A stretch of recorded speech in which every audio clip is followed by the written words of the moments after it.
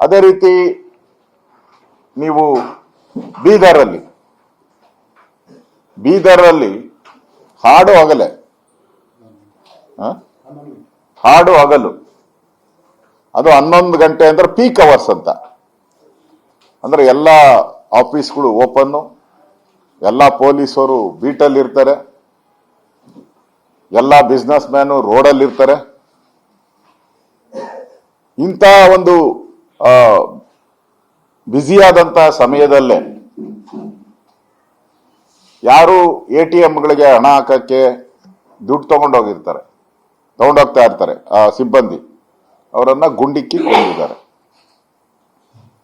ಹಾಡುವಾಗಲೇ ಒಬ್ಬರು ಸತ್ತಿದ್ದಾರೆ, ಇನ್ನೊಬ್ರು ಹೈದರಾಬಾದ್ ಆಸ್ಪತ್ರೆಯಲ್ಲಿ ಟ್ರೀಟ್ಮೆಂಟ್ ನಡೀತಾ ಇದೆ. ಅಂದ್ರೆ ಈ ರಾಜ್ಯದಲ್ಲಿ ಕಾನೂನು ಸುವ್ಯವಸ್ಥೆಗೆ ಏನಾದ್ರೂ ಕಿಂಚಿತ್ ಬೆಲೆ ಇದೆಯಾ?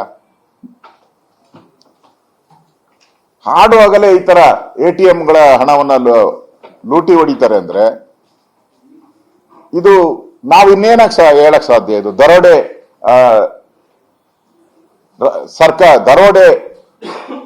ದರೋಡೆಕಾರರಿಗೆ ಸ್ವರ್ಗದ ಸರ್ಕಾರ ಇದು. ದರೋಡೆಕೋರರಿಗೆ ಸ್ವರ್ಗ ಇದು. ಬನ್ನಿ ದರೋಡೆ ಮಾಡ್ಕೊಂಡು ಇಷ್ಟ ದಿನ ಕರ್ನಾಟಕದವ್ರು ಮಾಡ್ತಾ ಇದ್ರು, ಈಗ ಬೇರೆ ಬೇರೆ ರಾಜ್ಯದಿಂದ ಎಲ್ಲ ಬಂದು ದರೋಡೆ ಮಾಡಿ ಕೊಳ್ಳೆ ಹೊಡ್ಕೊಂಡು ಫ್ಲೈಟ್ಗಳಲ್ಲಿ ಹೋಗ್ತಾ ಇದ್ದಾರೆ, ಟ್ರೈನ್ಗಳಲ್ಲಿ ಹೋಗ್ತಾ ಇದ್ದಾರೆ, ಬಸ್ಗಳಲ್ಲಿ ಹೋಗ್ತಾ ಇದ್ದಾರೆ. ಹೇಳೋರು ಕೇಳೋರು ಯಾರು ಇಲ್ಲ. ಕರ್ನಾಟಕದಲ್ಲಿ ಕಾನೂನು ಸುವ್ಯವಸ್ಥೆ ಇದೆಯಾ? ಗೃಹ ಸಚಿವರು ಇದ್ದಾರಾ? ಮುಖ್ಯಮಂತ್ರಿಗಳು ಇದ್ದಾರಾ? ಅದು ಜನಕ್ಕೆ ಇವತ್ತೊಂದು ಮರೀಚಿಕೆ ಆಗಿದೆ. ಜನ ಇನ್ಮೇಲೆ ಯಾರ್ಯಾರು ಬ್ಯಾಂಕ್ಗಳಿಗೆ ಹೋಗ್ತಾರೆ, ಇನ್ಮೇಲೆ ಅವರೇ ಅವರ ರಕ್ಷಣೆಯನ್ನ ಮಾಡಬೇಕಾದಂತ ಪರಿಸ್ಥಿತಿ ಕರ್ನಾಟಕ ರಾಜ್ಯದಲ್ಲಿ ನಿರ್ಮಾಣ ಆಗ್ತದೆ. ಇನ್ಮೇಲೆ ಯಾರನ್ನು ಕೂಡ, ಹಿಂದೆ ಯಾರು ಹೋಗ್ತಾ ಇದ್ರಲ್ಲ ಬ್ಯಾಂಕ್ಗಳಲ್ಲಿ ಹಣ ಡ್ರಾ ಮಾಡಕ್ಕೆ, ಬಿಸ್ನೆಸ್ ಮ್ಯಾನ್ಗಳು, ರೈತರು, ಬೇರೆ ಹೋಗ್ತಾ ಇದ್ರು, ಅವ್ರು ಯಾರು ಕೂಡ ಈಗ ಆರಾಮ್ಸೆ ಹೋಗಿ ಡ್ರಾ ಮಾಡುವಂತ ಪರಿಸ್ಥಿತಿ ಇಲ್ಲ.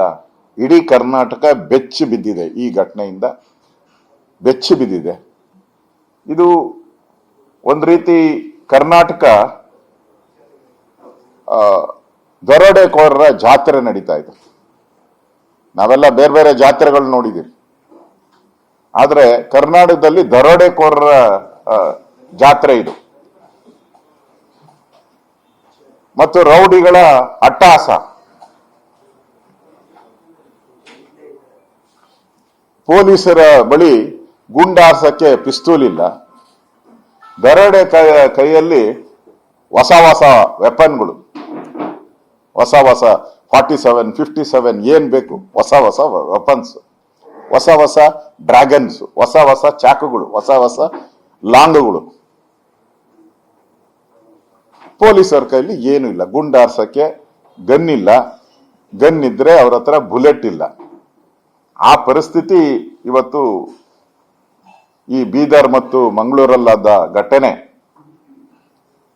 ಇಡೀ ಕರ್ನಾಟಕ ಪೊಲೀಸರು ಕೂಡ ತಲೆ ತಗ್ಗಿಸುವಂತ ಒಂದು ಘಟನೆ.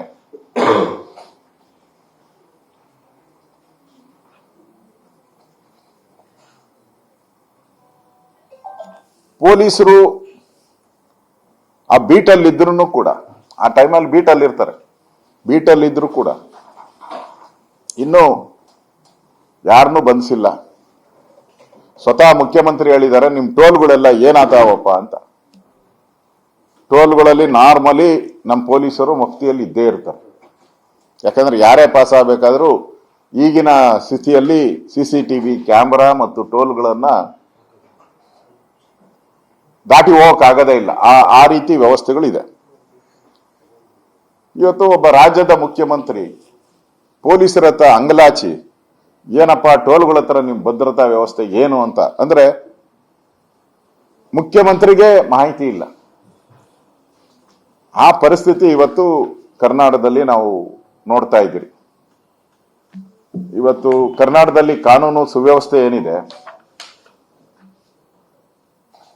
ಅದರ ಕನ್ನಡಿಯನ್ನ ರಾಜ್ಯದ ಜನ ನೋಡ್ಬಿಟ್ಟಿದ್ದಾರೆ.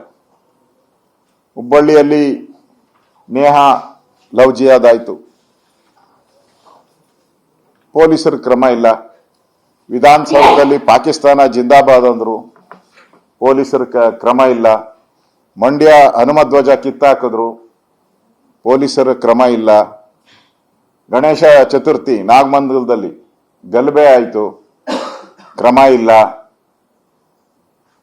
ಚಾಮರಾಜಪೇಟೆಯಲ್ಲಿ ಹಸುಗಳ ಕೆಚ್ಚಲನ್ನ ಸಂಕ್ರಾಂತಿ ದಿನ ಕುಯ್ದಾಕಿದ್ರು, ಏನು ಕ್ರಮ ಇಲ್ಲ.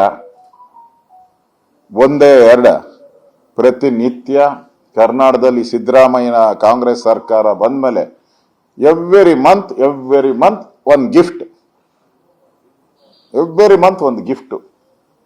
ಕಾನೂನು ವ್ಯವಸ್ಥೆಯ ಒಂದು ವ್ಯವಸ್ಥೆ ಇವತ್ತು ಹದಗೆಟ್ಟಿರುವಂಥದ್ದು ನಾವು ನೋಡ್ತಾ ಇದ್ದೀರಿ.